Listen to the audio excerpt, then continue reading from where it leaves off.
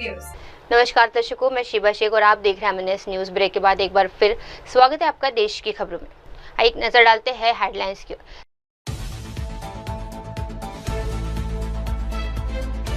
निशिकांत दुबे का बड़ा दावा, कांग्रेस को मिला सीआईए से पैसा। हिंदी थोपने का फैसला वापस, संजय राउत बोले मराठी की जीत। कॉर्बेट में ऑपरेशन मॉनसून शुरू, तस्करी पर रोकने के लिए वन विभाग अलर्ट। आइए देखते हैं खबरें विस्तार से। निशिकांत दुबे का बड़ा दावा, कांग्रेस को मिला सीआईए से पैसा। कांग्रेस और बीजेपी के बीच सियासी जंग तेज और तीखी होती जा रही है। इस बार भाजपा सांसद निशिकांत दुबे ने कांग्रेस पर बेहद गंभीर आरोप लगाए हैं। निशिकांत दुबे ने अपनी एक पोस्ट में दावा किया है कि 1947 से लेकर 2014 तक इंदिरा गांधी परिवार ने जनता को लूटने की योजना बनाई है और अमेरिका, चीन और रूस के दबाव में नीतियां बनाई है। उन्होंने आगे कहा कि इन नीतियों के चलते भारत को भूखमरी, निराशा और भ्रष्टाचार में धकेल दिया गया है। भाजपा सांसद ने ये भी कहा कि इस पूरे मामले की जांच होनी चाहिए और मैं इसके सबूत के तौर पर सारे दस्तावेज दे रहा हूँ। था लखनऊ विलासिता के रंग में डूबा हुआ था। एग्जैक्ट यदि 1947 से लेकर 2014 तक, बीच का यदि 98 से लेकर 2004 तक अटल बिहारी वाजपेयी जी की सरकार को छोड़ दीजिए, हम परमाणु विस्फोट करना चाहते थे। नरसिम्हा राव जी ने लिखा, परमाणु विस्फोट नहीं कर पाए। प्लानिंग कमीशन रूस में था तो प्लानिंग कमीशन हमारे यहां बन गया। 150 एमपी 1985 में एचकेएल भगत के नेतृत्व में या कांग्रेस पार्टी के बड़े नेताओं के नेतृत्व में रूस से पैसा लेता था। उनका घर चलता था, परिवार चलता था, उनका घूमना फिरना होता था, उनके बच्चे पढ़ते थे। क्या ये अलार्मिंग नहीं है? क्या ये जांच का विषय नहीं था? क्या 2011 में ये डॉक्यूमेंट रिलीज हुआ? 2011 से लेकर 14 तक कांग्रेस को ट्रांसपेरेंसी से नहीं आना चाहिए था? अखबार में क्या छपेगा, प्रिंट मीडिया में क्या चलेगा, न्यूज एजेंसी में क्या चलेगा, ये केजीबी तय करता था। 1100 एजेंट केजीबी के भारत के अंदर मौजूद थे। कौन सा व्यापारी संगठन क्या काम करेगा, किस तरह से लॉबिस्ट क्या काम करेगा, ये सारी चीजें पूरा का पूरा जो है केजीबी या सोवियत संघ जो है वो तय करता था। इस तरह से नीतियां बनेंगी। सुभद्रा जोशी कांग्रेस की कैंडिडेट थी, उसने 5 लाख रुपया उस जमाने में जो है जर्मन से ले लिया, जर्मनी से ले लिया। उसको सजा देने के बदले उल्टा उसको इंडो जर्मन फोरम का जो है आपने अध्यक्ष बना दिया। कई एक लोगों को लगा कि ये अमेरिका के कहने पर जो है इस तरह के अमेरिका मुझे कागज दे रहा है, ट्वीट कर। आज मैंने ये कह दिया कि आज जो मोनियान जो यहाँ का एम्बेसडर था अमेरिका का, उसने अपनी किताब में लिखा कि 2 बार कांग्रेस को जो है हमने पैसा दिया, और एक बार तो वैसा पैसा दिया जब इंदिरा गांधी खुद कांग्रेस की प्रेसिडेंट थी। उनको हमने मतलब अरबों रुपया जो है दिया। इस पर 10 मई 1979 को राज्यसभा के अंदर डिबेट हुआ। तत्कालीन जो गृह मंत्री थे एचएम पटेल, उन्होंने स्वीकार किया कि ये फैक्ट है कि उन्होंने लिखा है और इस तरह कोई भी पॉलिटिकल पार्टी पैसा नहीं ले सकती। उसका जांच होना चाहिए था ना, उसके ऊपर एफआईआर होना चाहिए था ना। पूरा का पूरा 1947 से लेकर 2014 तक इंदिरा गांधी फैमिली ने जो है पूरे देश को बेचने का, पूरे दुनिया में अमेरिका और रूस के दबाव में, चीन के दबाव में किस तरह की पॉलिसी बनती है उस तरह का पॉलिसी बनाने का, और भारत को भूखमरी, भय, भूख और भ्रष्टाचार में कैसे धकेला जाए, इसका काम किया है। और मेरा एक ही मांग है कि ये सारे डॉक्यूमेंट जो अब आए हैं उसके आधार पर भारत सरकार को एक न्यायिक जांच आयोग बनाना चाहिए, और इसमें जितने लोग हैं जो जिंदा हैं उनको सलाखों के पीछे डालिए, और जो मर गए हैं उनको देश के सामने एक्सपोज करिए। सर, कांग्रेस पार्टी कह रही है कि आप लोग दबाव में कम कर रहे हैं, इसीलिए ट्रंप के कहने पे सीज फायर हुआ पाकिस्तान के। एक कागज दिखाए ना, मैं तो सारे डॉक्यूमेंट दे रहा हूं। मैंने यासिर अराफात का कह दिया कि यासिर अराफात ने जो है खुद प्रेस कॉन्फ्रेंस करके पाकिस्तान में कहा कि शिमला समझौता जो है उसने किया। तो क्या शिमला समझौता यासिर अराफात के कहने पर कर दिया?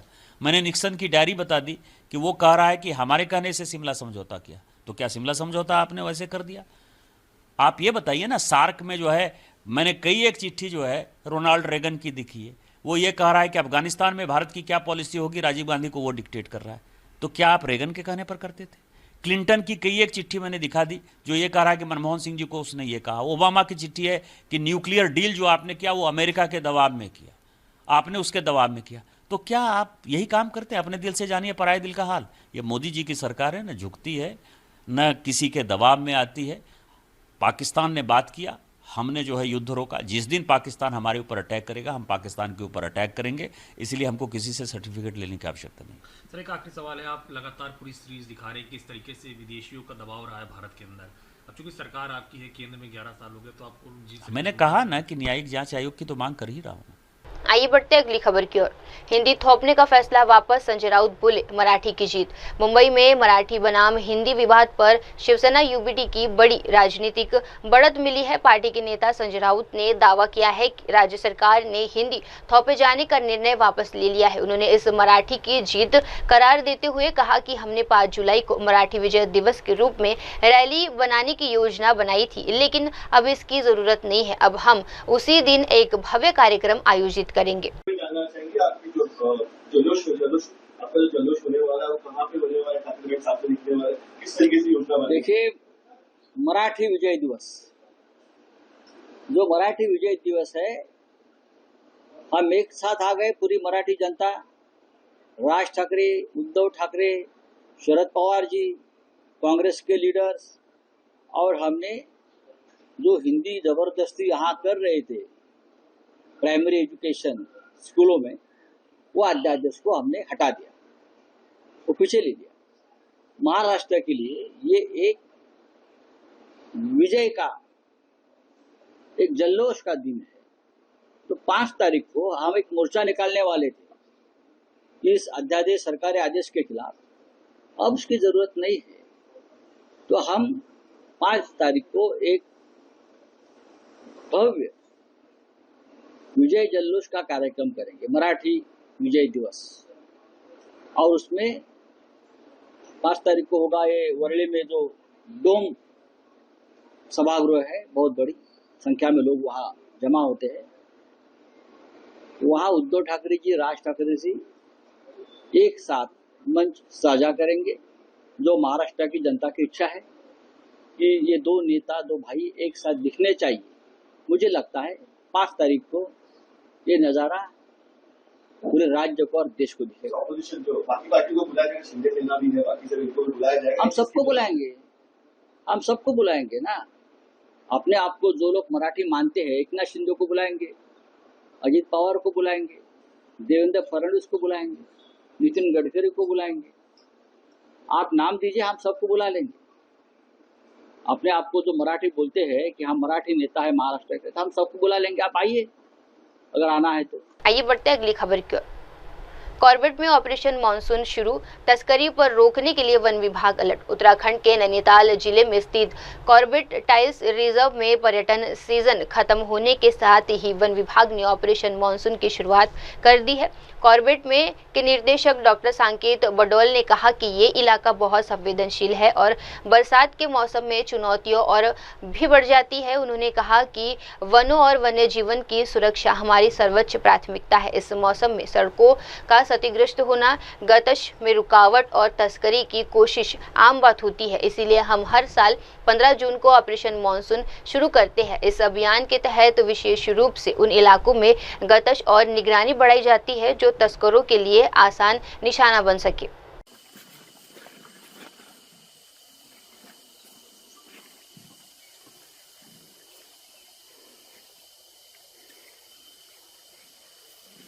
ठीक है,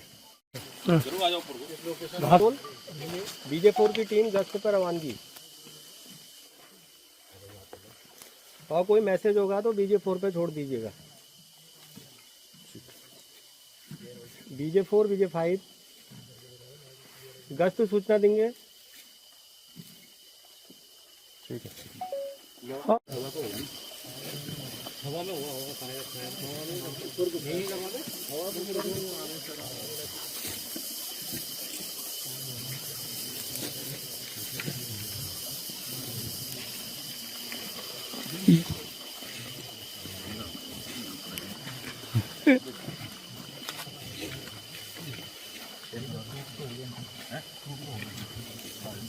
इसमें बैठाया नहीं बैठाया लोगों ने। मैंने इसलिए बोल रहा हूँ कि बार बार ये नहीं कि हफ्ते हम महीने का वेट करें, ये क्या है। और किसी एरिया में आपने एक बार पेट्रोल कर लिया, इसका मतलब ये नहीं कि उसका ट्रैक रिकॉर्ड हो गया तब उसके बाद नहीं जाना है। लेकिन मैं ये भी देखता हूँ कितनी बार उस एरिया में आपने ट्रैक किया। स्पेशली जो दूर वाले जो एरिया हैं उनको ज़रा अच्छे से आप मॉनिटरिंग कर लो, ठीक है। आपको पता ही है कि आपका जो उधर वाला जो शहर से लगा हुआ एरिया है वो सारा का सारा थोड़ा वैसा है, खतरनाक रहता है, खतरा रहता है उसमें ध्यान रखिए। या सीधे जो पागल टाइप के बोलते हैं वैसे करता है, इनकी भी एंट्री होती है। क्योंकि हमने सिमल चौड़ में कई लोगों को एक आध बार पहले ही पकड़ा था। तो रात में वो समस्या और ज़्यादा बढ़ जाती है। तो इसीलिए अपनी पर्सनल सुरक्षा पे पूरा ध्यान देना है। सबसे ज़्यादा ध्यान आपका पर्सनल सुरक्षा पे होना चाहिए। अगर आप ठीक हो, आप सही से पेट्रोल कर सकते हो, बाकी सब चीज़ें हो सकती हैं। तो इसीलिए उसके लिए क्या करना है, एक तो लापरवाही नहीं करनी। ये नहीं कि साहब हम आर्म्स लेके नहीं गए, कई बार ऐसा होता है कि वायरलेस लेके नहीं जाते, ठीक है। तो ये नहीं करना है, हमेशा टीम बना के चलना है, अकेले नहीं जाना है। जो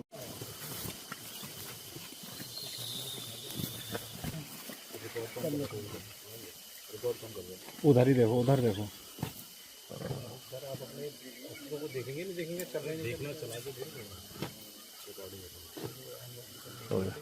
देखिए, आपको पता है कि कॉर्बेट टाइगर रिजर्व का जो वन क्षेत्र है बहुत ही सेंसिटिव क्षेत्र है। यहाँ पर वनों और वन्य जीवों की सुरक्षा हमारी सबसे इम्पोर्टेंट जो हमारा प्राथमिकता रहती है वो रहती है।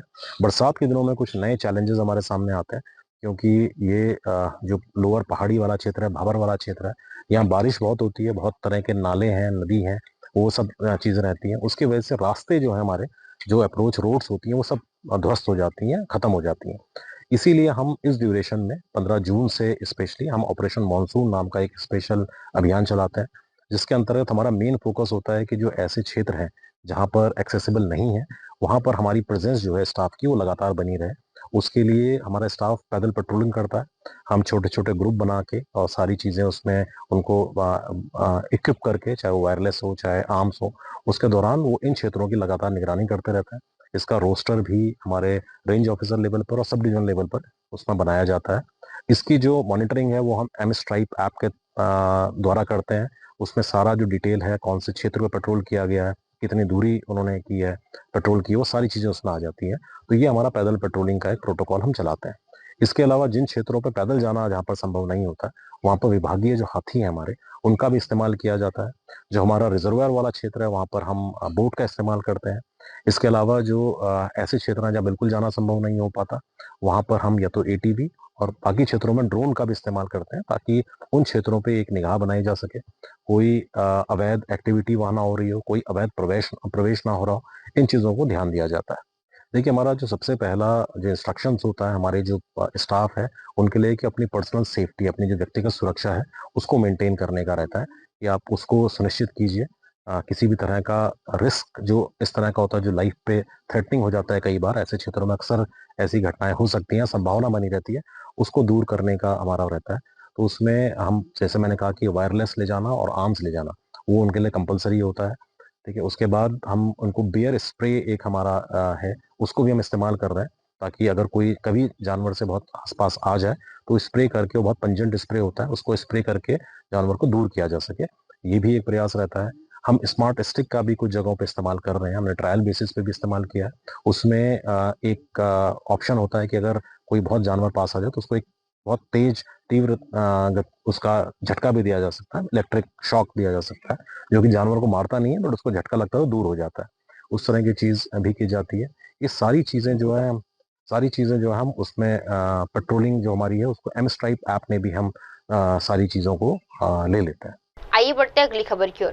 रत्नाकर साहू पर हमले की निंदा पर भाजपा नेता बोले, मेयर ने रोका क्यों नहीं। भुवनेश्वर नगर निगम के अतिरिक्त आयुक्त रत्नाकर साहू के साथ हुई मारपीट की घटना ने अब राजनीतिक रंग ले लिया है। भाजपा नेता जगन्नाथ प्रधान ने इस घटना की कड़ी निंदा की है, लेकिन साथ ही उन्होंने भुवनेश्वर की महिला मेयर पर गंभीर सवाल खड़े किए हैं। उन्होंने कहा, जो भी हुआ वे बहुत दुखद था, लेकिन सवाल ये है कि इतना हंगामा क्यों हुआ जबकि मेयर खुद मौके पर मौजूद थी। उन्होंने ये भी कहा कि घटना रोकनी चाहिए थी, लेकिन उन्होंने कुछ नहीं किया। सर, बीएमसी प्रेमिसेस में कल एक घटना हुई जिसमें एडिशनल डिप्टी कमिश्नर को के साथ मारपीट और हाथापाई की घटना सामने आई है, जिसमें आरोप लगा है कि जगह प्रधान के कुछ लोग थे जो कि उनके साथ हाथापाई की। आप क्या कहेंगे? देखिए, काल का एक दुखद घटना, ये को दृढ़ निंदा में भी करता हूँ। ऐसा नहीं होना चाहिए। जो भी हुआ बहुत दुखद की बात है।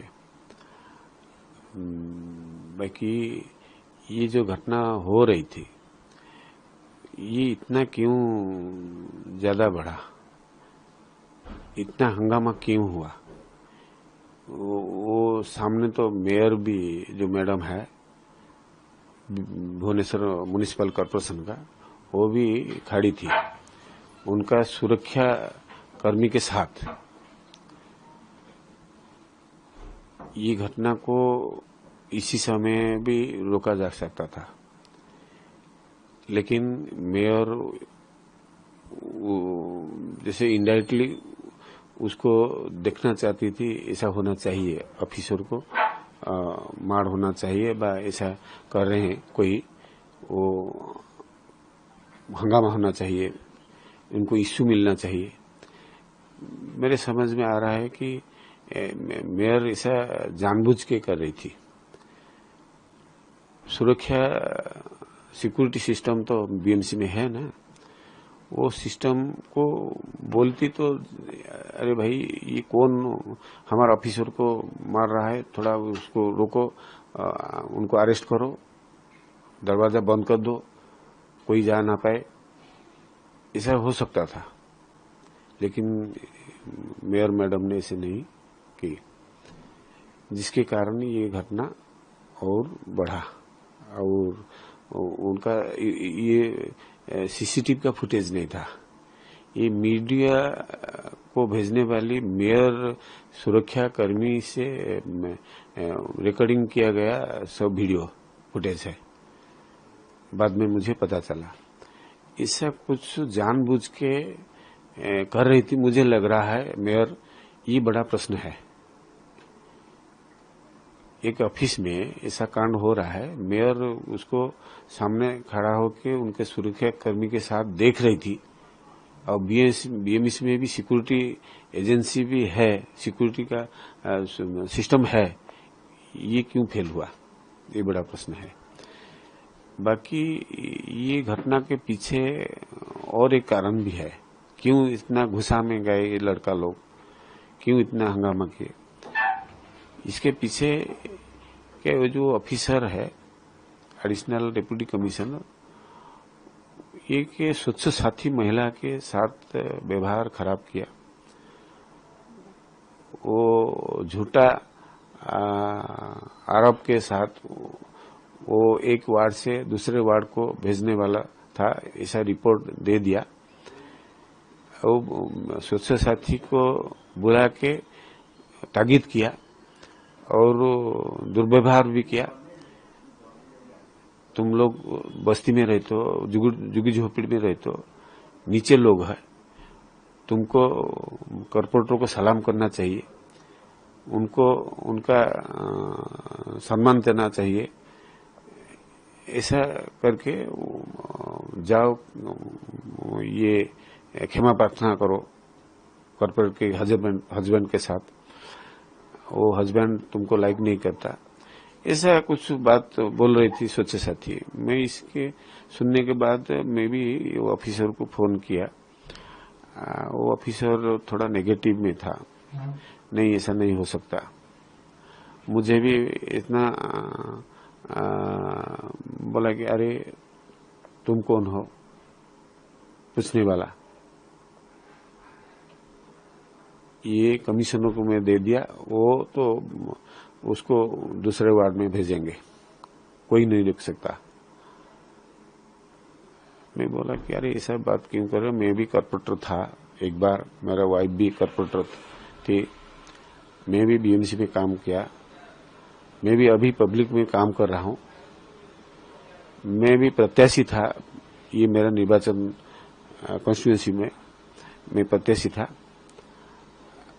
ठीक है, मैं कमिश्नर को बताऊंगा तुम्हारा ऐसा व्यवहार के लिए।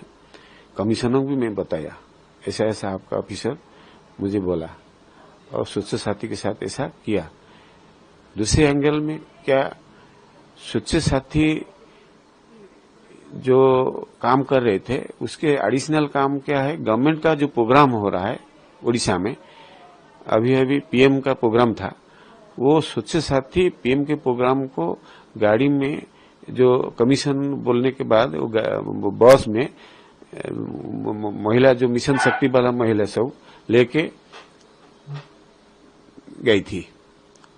तो इसीलिए जो बीजेडी का कॉर्पोरेटर है 34 वार्ड में, वो कॉर्पोरेटर का स्वामी वो ताकीद कर रहे थे क्यों पीएम का प्रोग्राम को लेके मुझे ना बता के लेके गई? तुझे दंड मिलना चाहिए। ये बीजेपी का प्रोग्राम में तू जा रही थी, स्वच्छ साथी है तू, ऐसे ही व्यवहार खराब किया, ऐसे भी। आइए बढ़ते अगली खबर की ओर। राजौरी के धार सकरी गांव में गैस्ट्रो का प्रकोप। जम्मू कश्मीर के राजौरी जिले के धार सकरी गांव में गैस्ट्रो एंटेराइटिस के कई मामले सामने आने के बाद भी जिला प्रशासन ने त्वरित कार्रवाई की है। जल शक्ति विभाग राजौरी के कार्यकारी अभियंता सुदेश भगत ने बताया कि मानसून के दौरान ऐसे मामले आम हो जाते हैं। जल शक्ति विभाग राजौरी के कार्यकारी अभियंता सुदेश भगवत ने बताया कि मानसून के दौरान ऐसे मामले आम हो जाते हैं। ये जल जनित रोग है जो आमतौर पर दूषित पानी के सेवन से फैलते हैं। देखिए, मेरा नाम है सुदेश भगत, एग्जीक्यूटिव इंजीनियर जल शक्ति डिवीजन राजौरी। आपका कहना ठीक है कि ये मानसून से पहले, बरसात से पहले इस तरह के जो केसेस हैं वो आना मतलब एक रूटीन रही है, आते हैं। तो उसको मद्देनजर रखते हुए हम लोगों ने एक बड़ा मैसिव तरीके से पूरा पहले से ही एक ड्राइव जो है हमारा, एक प्रॉपर जो हमारे वाटर स्टोरेज स्ट्रक्चर हैं उनको पूरा क्लीनिंग की जा रही है और रेगुलरली उनको क्लोरिनेशन करके अगर पानी आगे सप्लाई किया जा रहा है, इंश्योर किया जा रहा है कि लोगों के घरों तक जो पानी पहुंचे वो सेफ हो और पीने योग्य, इस्तेमाल करने योग्य हो। सर, ये जो बीमारी भी देखने को मिल रही है तो इसमें सर क्या लगता है, क्या करें? देखो, ये वाटर बॉर्न डिजीजेज हैं, ये लोगों के जो लाइफस्टाइल पे भी डिपेंड करता है। आपने देखा होगा कि जहाँ पे लिटरेसी रेट अच्छा है, आप कंपेयर करिए पॉकेट वाइज, लिटरेसी रेट जहाँ अच्छा है वहाँ ये चीज़ें बहुत कम हैं। और आप रूरल एरिया की बात करें तो वहाँ पे लाइफस्टाइल लोगों का उस तरह से है कि मतलब लोग ज़्यादातर क्या करते हैं कि लोकल जो ट्रेडिशनल बाउलीज हैं, स्प्रिंग सोर्सेज हैं, वहाँ का पानी जो है इस्तेमाल करते हैं। नो डाउट वो थ्रू द ईयर पानी जो है पीने लायक रहता है, लेकिन ये जैसे ही बरसात स्टार्ट होती है वो जो ओपन डेफिकेशन होती है, जहाँ कैटल्स डिस्पोज ऑफ करते हैं, उनका जो बरसात होने के बाद वो पानी जो आके लोकल बाउलीज में जो वाटर सोर्सेज हैं वहाँ पे आके वो उसको पल्यूट करता है। उसके मद्देनजर हमने सारे जो ऐसे बाउलीज वगैरह थी उनको आइडेंटिफाई करके, जहाँ साकरी विलेज की बात करें अगर, तो हमने वहाँ पे वो पुलिस की मदद से उनको सील किया हुआ है। जी सर, तो किस तरह से पूरी नजर रखी जा रही है ताकि ज्यादा ये बीमारी फैले ना और कोई ज्यादा पैनिक ना हो? देखिए, हमारे बर्दी डिप्टी कमिश्नर साहब की डायरेक्शंस पे हम लोगों ने ये पूरा महकमा जो है ऑलरेडी हाई अलर्ट पे है। इसको ओवरली हम लोग इसको मॉनिटर कर रहे हैं, मतलब हाई लेवल पे इनको, मतलब 24/7 दिन या रात में कोई फर्क नहीं है, हम लोग हाई अलर्ट पे हैं। ऑल प्रिकॉशन जितने ले सकते हैं इतने हम लोग ले रहे हैं। टीमें किस तरह से लगी, क्या क्या वहाँ का जो हो रहा है? टीमें देखिए, अगर मैं साकरी की बात करूं तो वहाँ पे मेरे AWE और JE कंसर्न वगैरह जो हैं वो स्टेशन है वहाँ पे, बड़ा बारीकी से उस पर नज़र रखे हुए हैं। और जो हमारे लगभग 5 रिजर्वायर वहाँ पे हैं, जो 2 फंक्शनल हैं, 2 अंडर कंस्ट्रक्शन है, 3 जो फंक्शनल हैं वहाँ पे वो प्रॉपरली क्लीनिंग और क्लोरिनेशन करके ही पानी दिया जा रहा है। वो एरिया जो अभी तक कवर्ड नहीं है वहाँ से हम टैंकर से पानी सप्लाई कर रहे हैं। ये एक ही एरिया है सर जो राजौरी डिस्ट्रिक्ट के अंदर जिस तरह ये बीमारी देखी जा रही है? हाँ, ये 24 को कुछ केसेस आए थे तो इसीलिए ये ज़्यादा न्यूज़ में आया है। बाकी जहाँ पूरे मेरी जो जुरिडिक्शन है मेरे ऑफिस की, वहाँ और कहीं से भी कोई इस तरह का केस नज़र में नहीं आया। आइए बढ़ते अगली खबर की ओर। कोलकाता में कथित सामूहिक बलात्कार मामला, 12 घंटे में 3 गिरफ्तार, चौथा भी पकड़ा गया। कोलकाता में कथित सामूहिक बलात्कार की एक दिल दहला देने वाली घटना सामने आई है। मामला दक्षिण कोलकाता लॉ कॉलेज से जुड़ा हुआ है और पुलिस ने इस अत्यंत संवेदनशील मामला मान रही है। कोलकाता पुलिस आयुक्त मनोज कुमार वर्मा ने कहा कि इस घटना की जांच गंभीरता से की जा रही है। ये एक संवेदनशील मामला है, इसीलिए फिलहाल जांच से जुड़ी अधिक जानकारी साझा नहीं की जा सकती, लेकिन मैं ये स्पष्ट कहना चाहता हूँ कि पुलिस ने 12 घंटों के कम समय में 3 आरोपियों को गिरफ्तार कर लिया है और बाद में एक और गिरफ्तारी हुई है। उन्होंने ये भी कहा कि पुलिस सभी सबूत एकत्र कर रही है और मामले की हर एंगल से जांच की जा रही है। बारे में आप किस तरीके से आश्वासन देना चाहेंगे? इन्वेस्टिगेशन किस स्तर पर है? लोगों को how would you like to assure them? ওকে,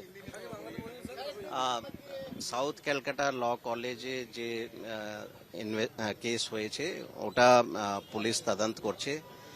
যেহেতু কেস খুবই সেন্সিটিভ আছে, we would not like to, আমরা খুব ডিটেলস আমরা কিছু দিতে চাইছি না। আমি এটাই বলবো, দ্রুত করে এফআইআর করা হয়েছিল। 3 জন এফআইআর অ্যাকিউজড প্রথম দিনেই ধরা পড়েছে, ইন লেস দেন 12 আওয়ার্স প্রথম 3 জন ধরা পড়েছে। তারপরে বেসড অন এভিডেন্স আরও একজন ধরা পড়েছে। অনেক এভিডেন্স আমরা কালেক্ট করেছি, সেইগুলো অ্যানালিসিস হচ্ছে। বাকি যে ইনভেস্টিগেশনের প্রসেস আছে সেটা হচ্ছে। শুধু আজকে কিন্তু একটা ইম্পর্ট্যান্ট ইস্যু আমি সবাইকে রিকোয়েস্ট করব, থ্রু মিডিয়া এটা বলতে চাইব, ভিকটিমের আইডেন্টিটি খুবই গুরুত্বপূর্ণ আছে, সেন্সিটিভ ইস্যু আছে। অ্যান্ড আমরা সবাই জানি এর জন্য মানে সুপ্রিম কোর্ট, মাননীয় সুপ্রিম কোর্ট, মাননীয় হাইকোর্ট সব জায়গা থেকেই অনেক গাইডলাইন আছে। And as a citizen we should respect, মানে আমরা রেসপেক্ট আমাদেরকে করতে শিখতে হবে, যাতে ওই মহিলার আইডেন্টিটি কেউ রিভিল না করে যে কোনো প্ল্যাটফর্মে, either in media or otherwise on any social platform. তো কলকাতা পুলিশের তরফ থেকে আমাদের এই আবেদনটা থাকবে, যাতে মহিলার আইডেন্টিটি কোনোভাবে কেউ কোনো প্ল্যাটফর্মে যাতে শেয়ার না করেন। এই ব্যাপারে আমরা আজকে একটা কলকাতা পুলিশের তরফ থেকে একটা টুইট দেওয়া হয়েছে, কাইন্ডলি দেখে নেবেন। অ্যান্ড মিডিয়ার জন্য আমার রিকোয়েস্ট থাকবে, কোনোভাবে কেউ এটা যদি মানে যাতে চেষ্টা না করে, এই মেসেজটা আপনারা একটু স্প্রেড করে দেবেন।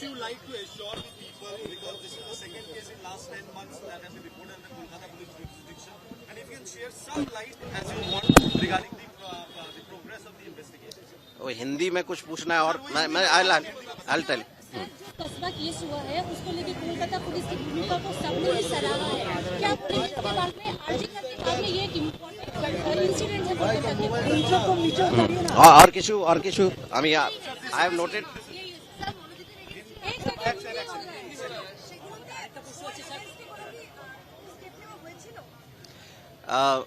যেহেতু কেস খুব সেন্সিটিভ আছে, তো কেসের ইনভেস্টিগেশন ডিটেলস আমি বলতে চাইছি না এই মুহূর্তে। খুব ইম্পর্ট্যান্ট, মানে আমাদের কাছে প্রচুর ডেটা এসছে, ওটা অ্যানালিসিস হচ্ছে। কোনোভাবে যাতে তদন্তের কোনো রকম কোনো এফেক্ট না পড়ে, সেই জন্য এখানে বলা উচিত হবে না। তো ইনভেস্টিগেশনের ব্যাপারে আমি কিছু বলবো না এই মুহূর্তে। But yes, all necessary actions, जा एक्शन करा दरकार है, जो एक्शन पुलिस को लेना चाहिए वो अभी तक लिए गए हैं। एंड मैं ये एश्योरेंस देना चाहता हूँ कि और फर्दर जो इन्वेस्टिगेशन जो चल रही है उसमें जो भी इन्वेस्टिगेशन के हिसाब से जो करना चाहिए वो किया जाएगा। एक आखिरी सवाल था आपसे, कि देखने को मिल रहा है कि मोनिजिक के खिलाफ कई सारे एफआईआर पहले भी कोलकाता पुलिस के अंडर में दर्ज था, लेकिन कुछ ठोस कार्रवाई नहीं हुआ था, इसकी कोई वजह? नहीं, मैंने बताया ना कि हर चीज को जो है जांच के पहलू में रखा गया है। सो उसके बारे में कमेंट करना अभी ठीक नहीं होगा।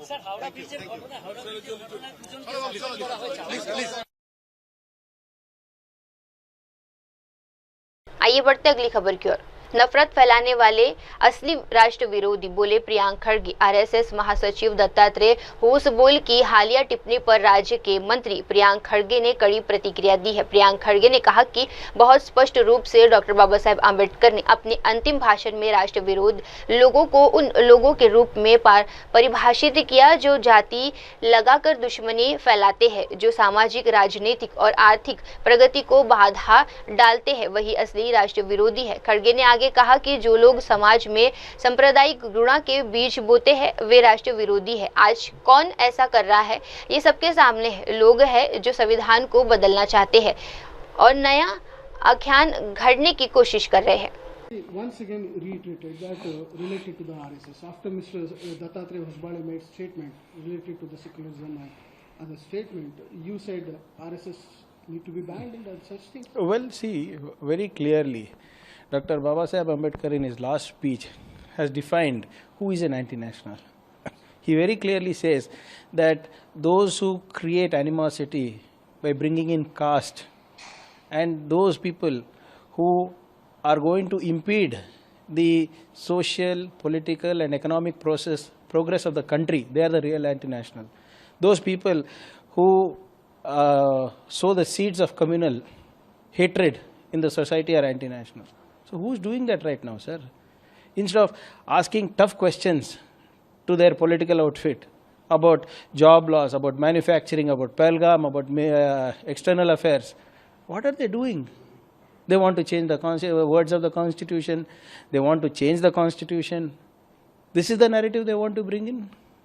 Why these issues are raised by them? You should ask her. RSS has never been for the Constitution. These are the same bunch of people who staged protest when the Constituent Assembly debates were going on. They burned the Constitution and said that we want Manusmriti as their Constitution. Didn't they say that? Please ask them to read their magazine organizers' archives, what they have written when on 26 January 1950, what they have written in their editorial. The answer lies there itself. Is Congress thinking to ban this if at all it comes to power next time, sir? We will see. It's not the first time they will be banned, right? Weren't they banned during, didn't Sardar Patel ban them? Then they went and fell at his feet. They pleaded, no, we will follow the law of the land. After that, Indira Gandhi ji banned it. Again they went and said, no, we will cooperate, we will follow the law of the land. There cannot be one law of the land for the rest of the country and for one organization like that. Will Congress looking to ban it? We'll see. Like I said, whatever we have to do within the ambit of the Constitution, within the ambit of the laws. We can't behave like them, no? आइए बढ़ते हैं अगली खबर की ओर। CM Dhami ने CAMPA की दूसरी बैठक में ली भागीदारी। उत्तराखंड के मुख्यमंत्री पुष्कर सिंह धामी ने देहरादून स्थित राज्य सचिवालय में आयोजित CAMPA की दूसरी शासकीय निकाय बैठक में भाग लिया। इस बैठक में राज्य में पर्यावरणीय संतुलन, प्रतिपूरक वनीकरण और वन क्षेत्रों में विकास से जुड़े कई अहम मुद्दों पर चर्चा की गई। मुख्यमंत्री धामी ने अधिकारियों को निर्देश दिए कि वन्य जीवन के संरक्षण, हरियाली बढ़ाने और जलवायु परिवर्तन की चुनौतियों से निपटने के लिए CAMPA का फंड प्रभावित और पारदर्शी उपयोग किया जाए। आइए बढ़ते अगली खबर की ओर। CR केशवन बोले, कांग्रेस ने दलितों की अनदेखी की। कांग्रेस अध्यक्ष मल्लिकार्जुन खड़गे के एक हालिया बयान पर भाजपा की ओर से तीखी प्रतिक्रिया आई है। भाजपा नेता CR केशवन ने कांग्रेस पार्टी और नेहरू गांधी परिवार पर निशाना साधते हुए कहा कि खड़गे जी की हताश भरी स्वीकारोक्ति ये दिखाती है कि उन्हें कांग्रेस के प्रथम परिवार में सिर्फ एक रबर स्टैम्प अध्यक्ष बनाकर रख दिया है, उन्होंने अपमानित किया गया है। CR केशवन ने कहा कि ये टिप्पणी न केवल कांग्रेस की दलित विरोधी मानसिकता को उजागर करती है, बल्कि ये भी दिखाती है कि दलित नेताओं को कांग्रेस में सिर्फ प्राथमिकता पदों पर सीमित रखा जाता है। Mallikarjun Kharge ji's frustrated confession blatantly exposes how the Congress first family has demeaned and degraded Kharge ji to function as a weak, powerless, rubber stamp Congress president. Also, Kharge ji's helpless remarks reveal the Dalit Virodi mindset of the Congress party and how the Congress party has zero respect for the dignity of Dalits and how the Congress party has scant regard when it comes to marginalized sections.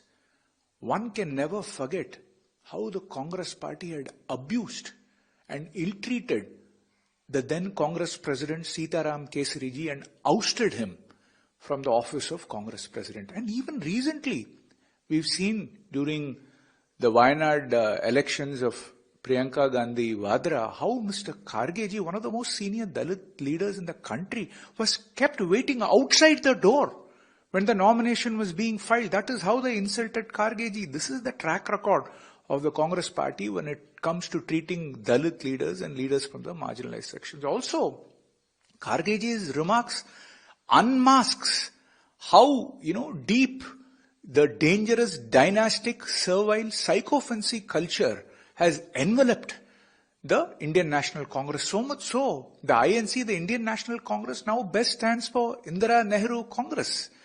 For the Congress party, the nation does not come first. For the Congress party, our people do not come first. For the Congress party, even their own cadre does not come first. Only the welfare and the interest, how to further the interest of the first family comes first, and we see the political rot, how it has set in the Congress party. The question which needs to be answered by the trio of the Nehru Gandhi family, Srimati Sonia Gandhi, Srimati Priyanka Gandhi and Rahul Gandhi, is what does Mr. Kharge mean when he says the High Command will decide? Who is this invisible High Command? Who is this all-powerful High Command whom Mr. Kharge ji himself as Congress President has to submit and, bow down to? That is the question Rahul Gandhi needs to answer. आइए बढ़ते हैं अगली खबर की ओर।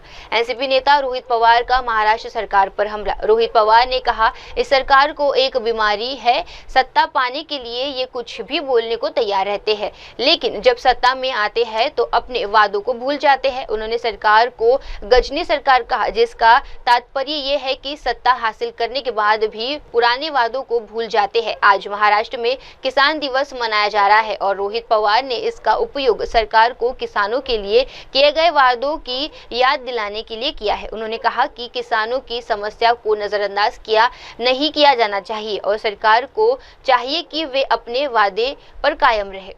देखो, गजनी कौन था? तो गजनी एक व्यक्ति था जिसका एक्सीडेंट हुआ था और उसको सिलेक्टिव चीजें याद होती थी और कभी कभार जब इम्पोर्टेंट चीज होती है या जब इम्पोर्टेंट ओकेजन आते तो वो भूल जाता था। वैसे सरकार का हो गया। ये सरकार को एक डिजीज है कि वो सत्ता पाने के लिए कुछ भी बताएगी और सत्ता आने के बाद वो भूल जाएगी। तो इसके लिए गजनी सरकार हमने बोला था इलेक्शन के वक्त। उन्होंने किसानों का कर्ज माफी हम करेंगे, किसानों को दिन में लाइट देंगे, फिर इंश्योरेंस के बारे में बताया था, लाड़किया बहन योजना में हम बढ़त करेंगे, ऐसे उन्होंने कहा था। लेकिन इलेक्शन होने के बाद कोई भी इस विषय के बारे में बात नहीं कर रहा। कोई भी सरकार में जो नेता है इस बारे में कोई भी कॉन्क्रीट बात नहीं कर रहा और जो भी बता रहे तो योग्य टाइम पे हम करेंगे या हमने बताया नहीं था। इनके जो इलेक्शन का जो मैनिफेस्टो था उसमें भी ये चीजें लिखी थी, तभी वो भूल गए। आज किसान दिन है महाराष्ट्र में, तो थोड़ा सा सरकार को याद दिलाना चाहते हैं हम कि ये चीजें आप भूल गए जो आपने लोगों को बताई थी।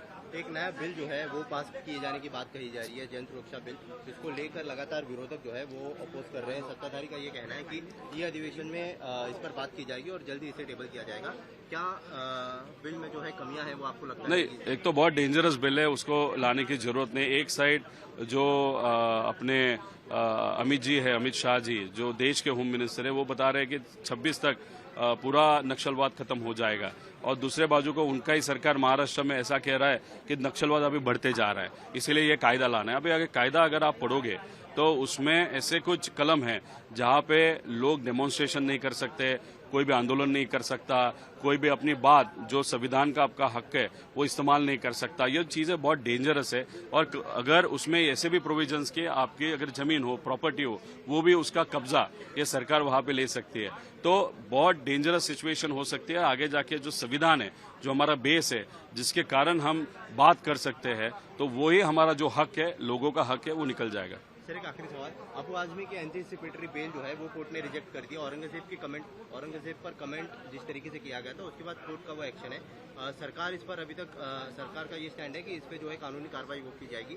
आप कैसे देखते हैं उनके बयान को और कोर्ट के इस एक्शन? नहीं, कार्रवाई तो करनी पड़ेगी। अभी नेक्स्ट सेशन आ गया, लास्ट सेशन में उन्होंने कुछ कहा था, अभी तक कुछ भी नहीं हुआ। कोर्ट में विषय गया, कोर्ट ने भी शायद उनको बेल रिजेक्ट की जो है, तो सरकार ने इमीडिएटली उस पर कार्रवाई करनी चाहिए, क्योंकि वो व्यक्ति ऐसे है कि आगे जाके और एक आध स्टेटमेंट वो कर लेंगे, क्योंकि उनके लिए पूरा स्टेट, पूरा इंडिया सिर्फ उनका मतदार संघ है। मतदार संघ को देखते हुए, उनका जो मतदान का इक्वेशन देखते हुए वो स्टेटमेंट देते जाते हैं और बहुत सारे स्टेटमेंट ऐसे होते हैं जो सरकार का एक आध व्यक्ति उनको फोन करके बताता है आज ये स्टेटमेंट करो, क्योंकि लोगों में विषय शिफ्ट होना चाहिए, ड्रिफ्ट होना चाहिए, ध्यान हटाना चाहिए, तो वो ऐसे आके सरकार का सुनते हुए कोई भी स्टेटमेंट दे देते हैं। इसलिए कार्रवाई होनी चाहिए। जो व्यक्ति इस तरीके का स्टेटमेंट देता है वो महाराष्ट्र में जो भी प्रतिनिधित्व करता है एमएलए, वो चीज योग्य नहीं है। आइए बढ़ते अगली खबर की ओर। दक्षिण रेलवे में नया OTP आधिकारिक टिकट बुकिंग सिस्टम। दक्षिण रेलवे के क्षेत्रीय रेलवे उपयोगकर्ता परामर्श दात्री समिति के सदस्य जाफर अली ने बताया कि 15 जुलाई से टिकट बुकिंग प्रक्रिया में बड़ा बदलाव आने वाला है। अब तत्काल टिकट बुकिंग के दौरान यात्रियों को मोबाइल पर OTP मिलेगा जब उनके आधार से जुड़ा होगा। इससे टिकट बुक करना और भी सुरक्षित और सरल हो जाएगा। इसके साथ ही रेलवे मंत्रालय यात्री आरक्षण प्रणाली को अपडेट कर रहा है, जिससे टिकट बुकिंग क्षमता को जबरदस्त बढ़ोतरी होगी। पहले जहां 1 मिनट में 32,000 टिकट बुक होती थे, वहीं अब ये संख्या बढ़कर 1.5 लाख टिकट प्रति मिनट कर दी गई है। MGFA Jafar Ali, I am member of the Zonal Railway Users Consultative Committee for Southern Railway. So Government of India, Ministry of Railways has announced very good things for its passengers. The important thing that has been implemented by from today, Aadhaar linked should be merged with the Tatkal scheme. The Aadhaar should be linked with the Tatkal from today, that is 1st July.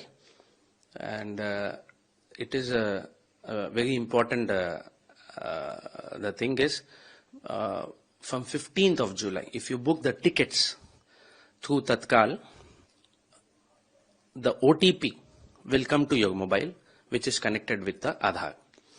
So from that you can book your ticket easily. It was an issue previously that agencies that used to book the tickets and you cannot get some sort of confirmations. So based on these allegations, Ministry of Railways has introduced a very good scheme for its passengers, that Aadhaar should be linked with the Tatkal scheme, so that while booking through Tatkal, you will get an OTP. From that OTP, you will get a confirmation tickets. And moreover, the second thing is,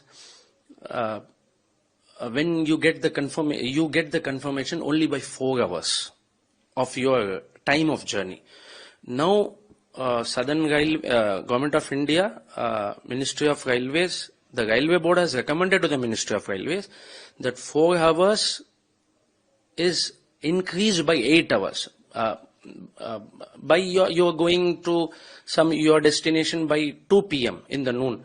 So before one day, by 9 p.m. in the night, you get the confirmation.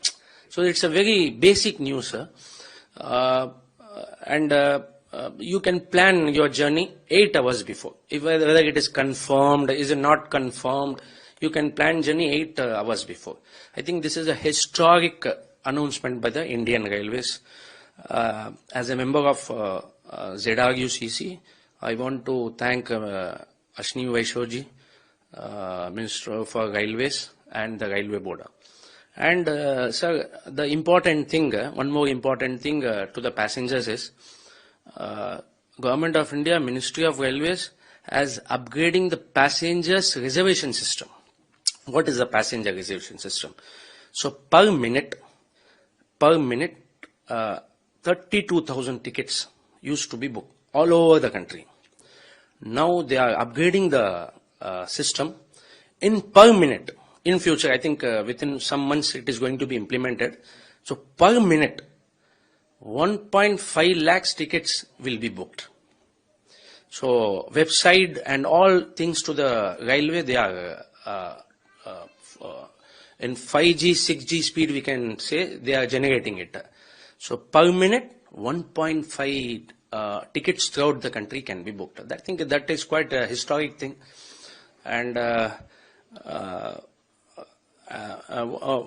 and as far as the rate is concerned, the cost of concern, we didn't think so this much increased. 2014 it was increased, 2020, and now it has been increased.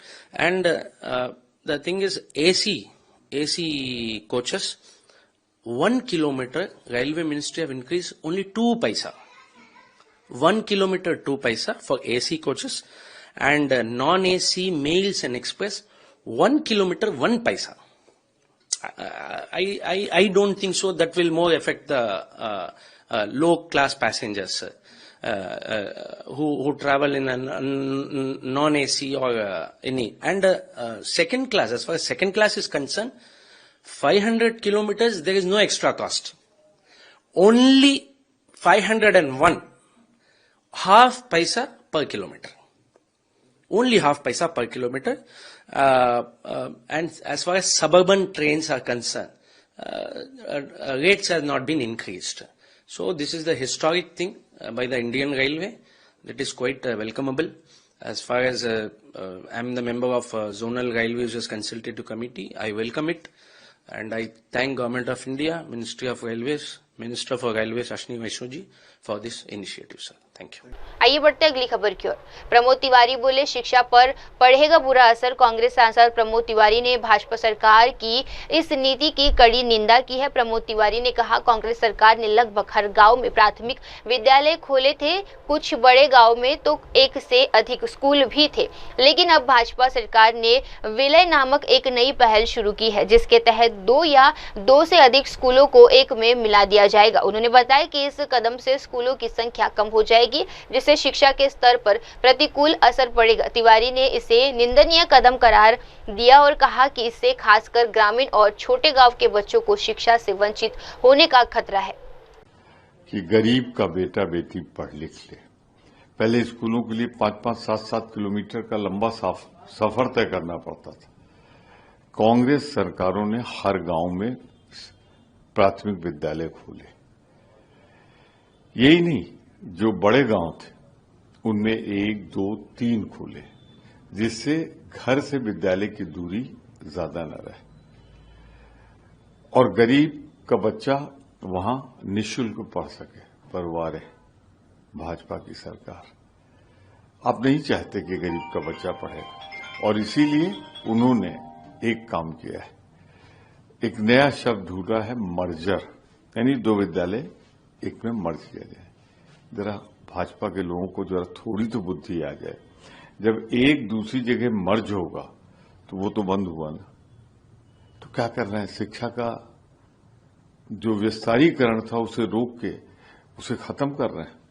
मैं बहुत ही स्पष्ट शब्दों में कहना चाहता हूं, ये गरीब के बेटे बेटी को अशिक्षित रखने का, वो अपने अधिकारियों के लिए बोल न सके, एक ऐसा प्रयास है जिसकी जितनी निंदा की जाए कम है। एक और बड़ा अहम सवाल है सर, पाकिस्तान जम्मू कश्मीर। आइए बढ़ते अगली खबर की ओर। महाविकास आघाड़ी का महाराष्ट्र सरकार के खिलाफ प्रदर्शन। मुंबई में महाविकास आघाड़ी के नेताओं ने विधानसभा परिसर के बाहर जोरदार विरोध प्रदर्शन किया। इस प्रदर्शन का उद्देश्य था कि राज्य सरकार की नीतियों और निर्णयों के खिलाफ अपनी नाराजगी जताना। नेताओं ने सरकार पर कई गंभीर आरोप लगाए और जनता की समस्याओं को अनदेखा करने का आरोप भी लगाया गया। महाविकास आघाड़ी के नेताओं ने कहा कि सरकार ने जनता से किए गए वादों को पूरा नहीं किया है और विभिन्न क्षेत्रों में असंतोष फैला रही है।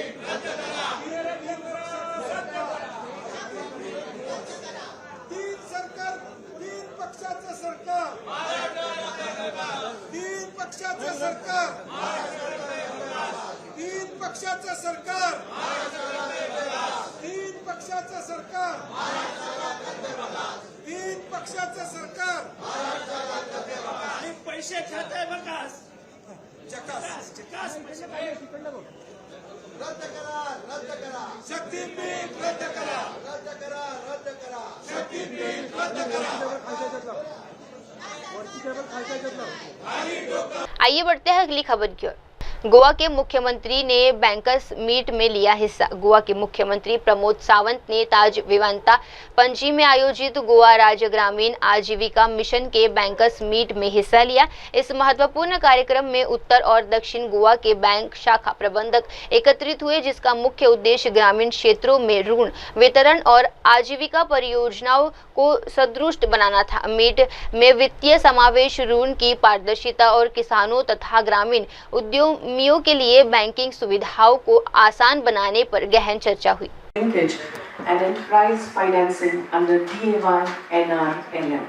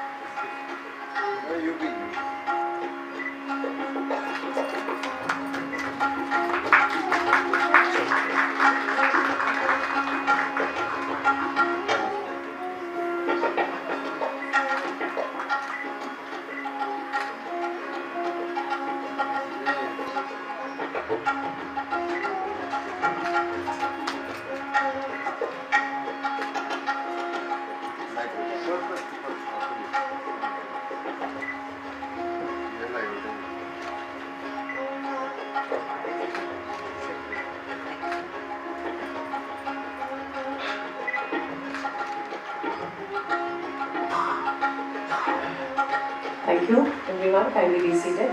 Kind request to Shri T. And also kind request to Premraj Shirodkar sir to give his welcome address.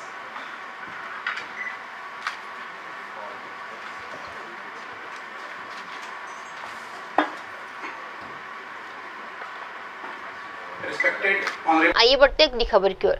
Maharashtra सरकार ने हिंदी को तीसरी भाषा बनाने के आदेश रद्द किए। मुंबई में 5 जुलाई को महाराष्ट्र सरकार ने हिंदी को तीसरी भाषा के रूप में लागू करने के 2 सरकारी आदेशों को रद्द कर दिया है। इस निर्णय के बाद शिवसेना यूबीटी प्रमुख उद्धव ठाकरे और महाराष्ट्र नवनिर्माण सेना के नेता राज ठाकरे की एक संयुक्त रैली आयोजित की गई थी, जो अब एक नए राजनीतिक अध्याय की शुरुआत मानी जा रही है।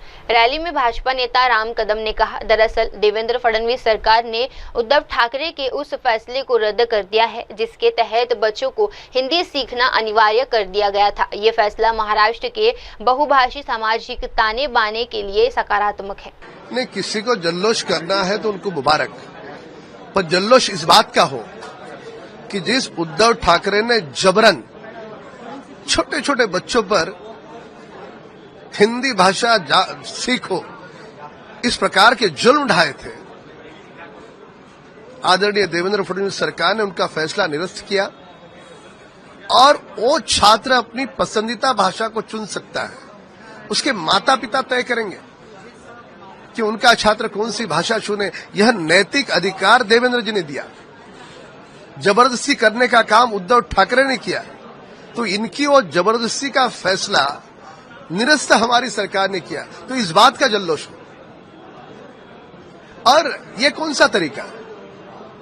स्वर्गीय बाला साहब ठाकरे जब कुछ बोल देते तब कभी उन्होंने ये नहीं कहा कि ये मैंने नहीं बोला। यहां तो उद्धव ठाकरे का फैसला है, दस्तावेज मौजूद है, उसके बावजूद भी कह रहे कि ये मेरा फैसला नहीं। क्यों डर रहे हो आप? अगर फैसला लिया है तो सीना तोड़ करके बोलो हाँ लिया है फैसला। ये तो हमारी सरकार है, उनका ये फैसला हमने निरस्त किया। आइए बढ़ते हैं अगली खबर की ओर। राष्ट्रपति द्रौपदी मुर्मू ने एम्स गोरखपुर के प्रथम दीक्षांत समारोह को संबोधित किया। उत्तर प्रदेश के गोरखपुर में आयोजित अखिलेश भारतीय आयुर्विज्ञान संस्थान एम्स के प्रथम दीक्षांत समारोह को संबोधित करते हुए राष्ट्रपति द्रौपदी मुर्मू ने कहा, जब भी हम एम्स का नाम सुनते हैं हमारे मन में विशेष उच्चार, गुणवत्तापूर्ण स्वास्थ्य सेवा, उन्नति, तकनीकी और संक्रमित डॉक्टरों की छवि उभरती है। एम्स भारत में स्वास्थ्य सेवा के शिखर का प्रतिनिधित्व करता है। राष्ट्रपति ने बताया कि एम्स नई आशा का प्रतीक है, चाहे वे चिकित्सा शिक्षा हो, इलाज हो, शल्य चिकित्सा तकनीकी हो या शीघ्र निंदा। एम्स ने आयुष और एलोपैथी दवाइयों के माध्यम से उपचार को अपनी प्रणाली के एकीकृत किया है, जिससे ये सेवा राष्ट्र के प्रति अपनी जिम्मेदारी का एक अनिवार्य हिस्सा बन गई है।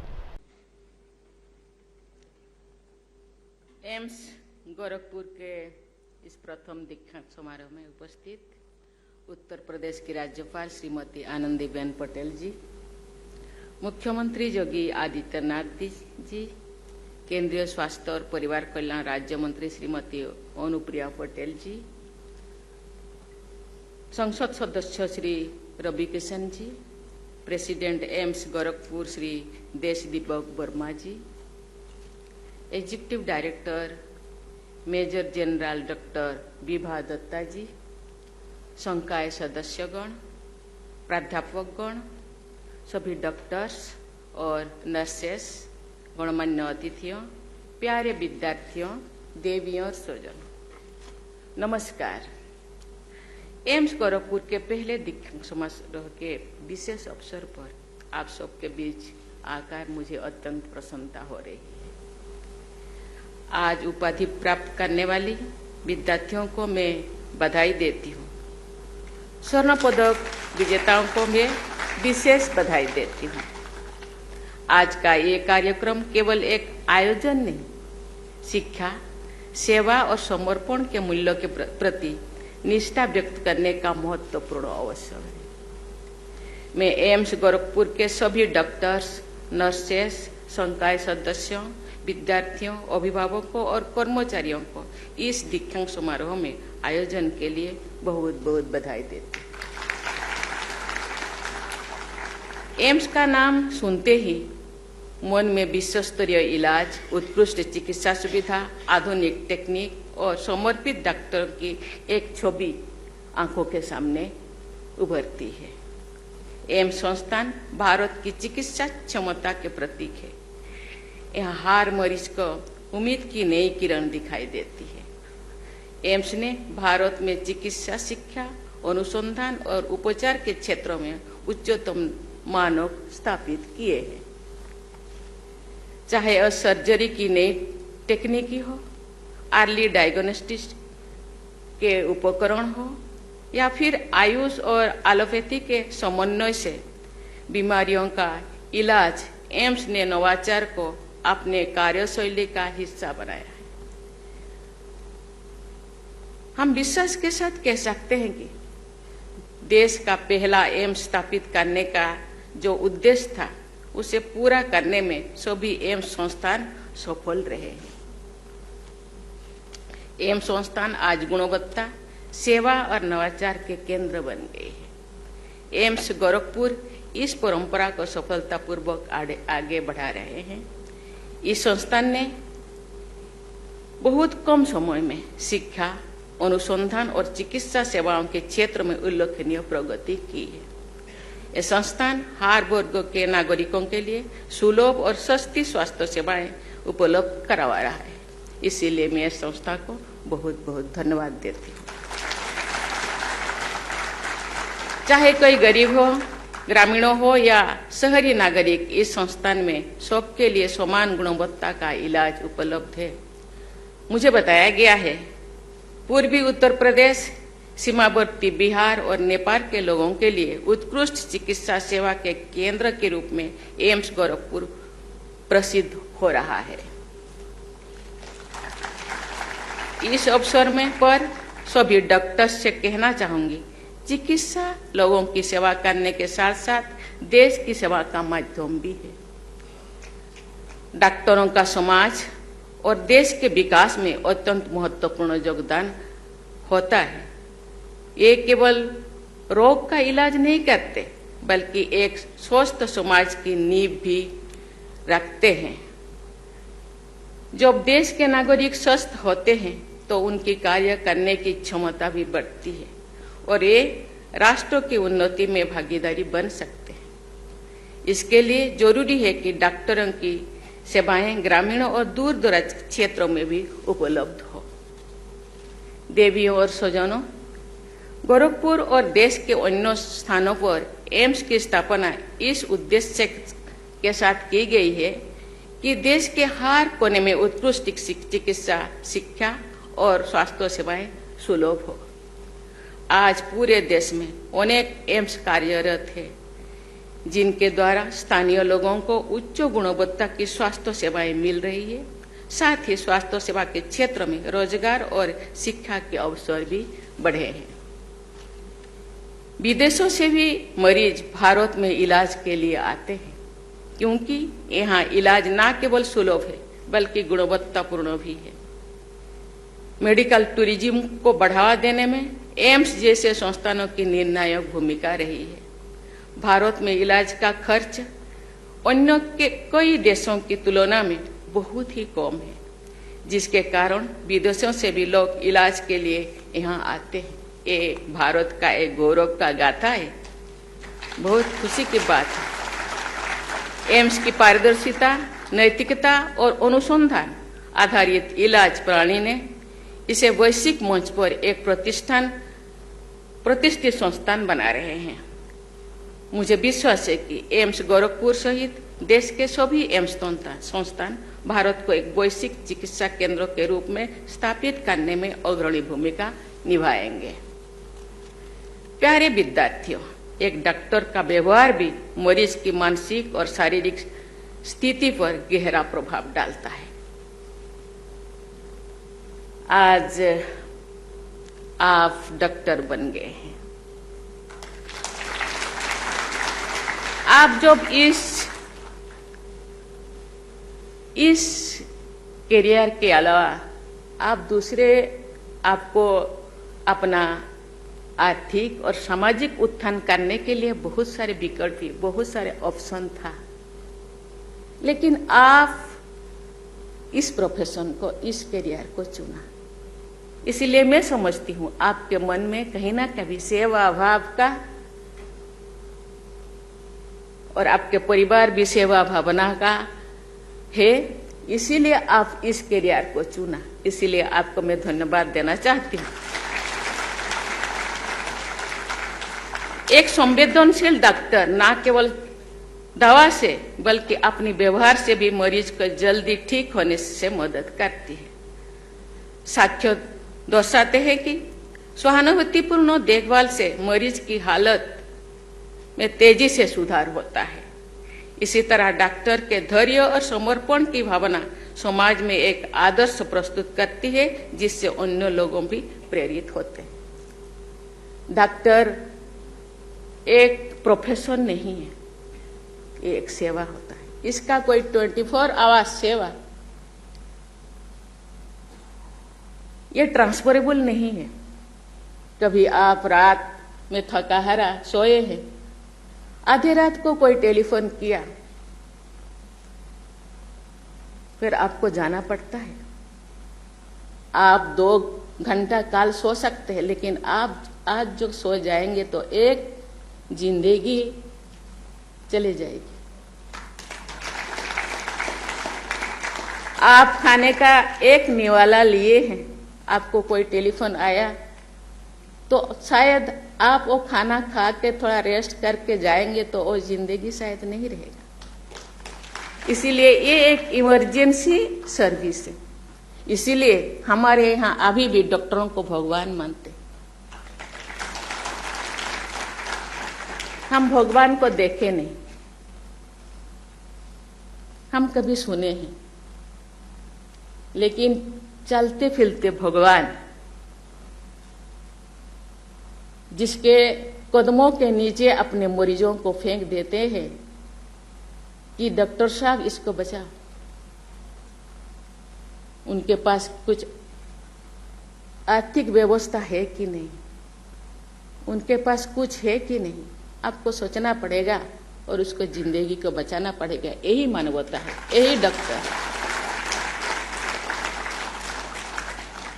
इसी तरह डॉक्टर के धैर्य और समर्पण की भावना समाज के एक आदर्श प्रस्तुत करती है, जैसे कि अन्य लोगों को भी प्रेरित करते हैं।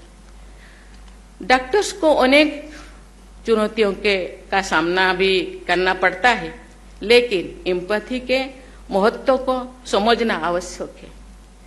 मैं मेडिकल एजुकेशन से जुड़े सभी हितधारकों से भी अपील करूंगी कि भावी डॉक्टर्स को शुरुआत से ही एक ऐसा इकोसिस्टम प्रदान किया जाए जिसमें वे अपने कौशल के साथ साथ doctor patients communication, role of empathy in healing और ट्रस्ट बिल्डिंग जैसे विषयों के बारे में भी जाने और अपनी कार्यशैली में को अपनाएं।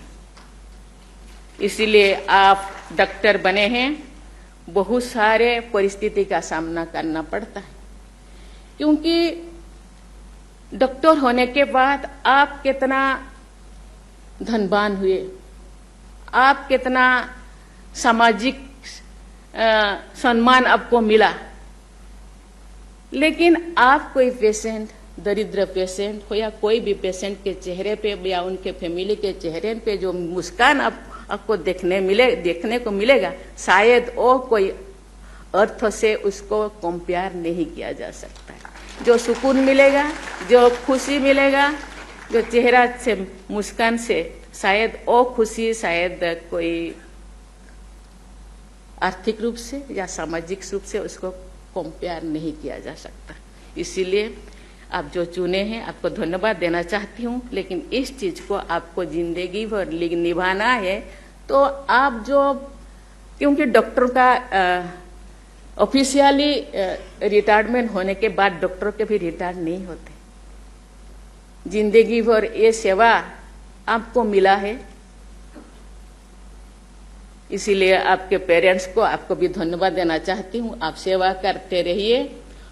और ये कहते हैं स्वास्थ्य ही संपदा, ये स्वास्थ्य रूपक संपदा लोगों को देते जाइए, आपको सुकून मिलेगा, आपके चेहरा पे खुशी मिलेगा और आप दुनिया में जीते रहेंगे, आपके नाम जीते रहेगा। आप रहे ना रहे, लेकिन आपके नाम दुनिया में गूंजते रहेगा।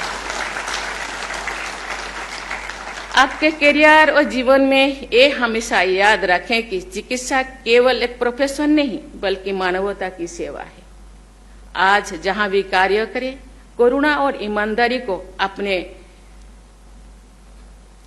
चिकित्सा का हिस्सा बनाएं। टेक्नोलॉजी इन मेडिसिन के बारे में तो आप सब जानते हैं। आज हम देख रहे हैं कि telemedicine, AI in diagnostic, robotic surgeries, variable health take जैसे टेक्निकी चिकित्सा सेवा को बेहतर बना रही है। मुझे बताया गया है कि एम्स के द्वारा रोबोट असिस्टेड सर्जरीज और एआई बेस्ड कैंसर डिटेक्शन का उपयोग किया जा रहा है, जो चिकित्सा नवाचार के लिए भारत की तत्परता को दर्शाता है। एआई ड्रिवन हेल्थ केयर में एथिक्स, डेटा प्राइवेसी और ह्यूमन टच बनाए रखने पर भी विचार करना आवश्यक है।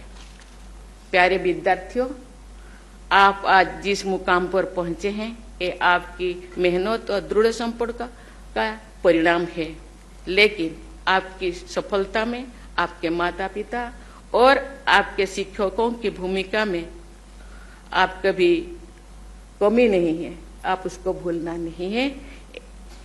ऐसी मैं आशा करती हूँ।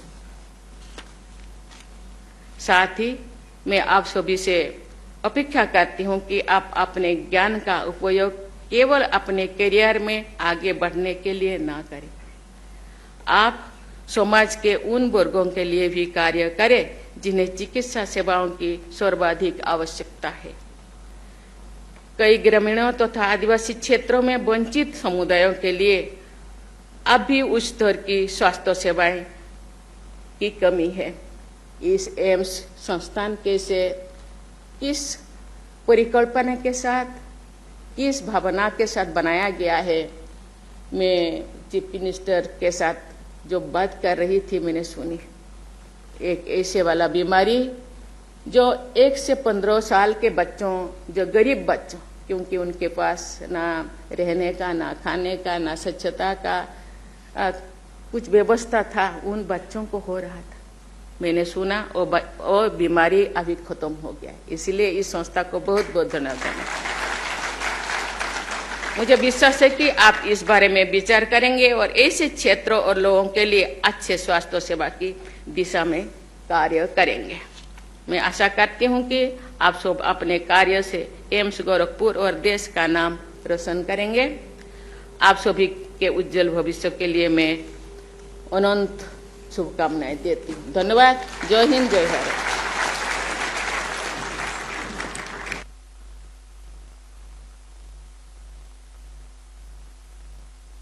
to rise. I request all of you to rise for the national anthem.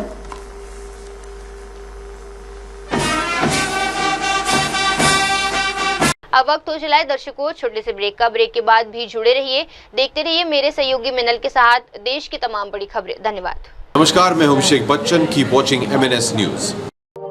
आप देख रहे हैं MNS न्यूज, सच जरूर।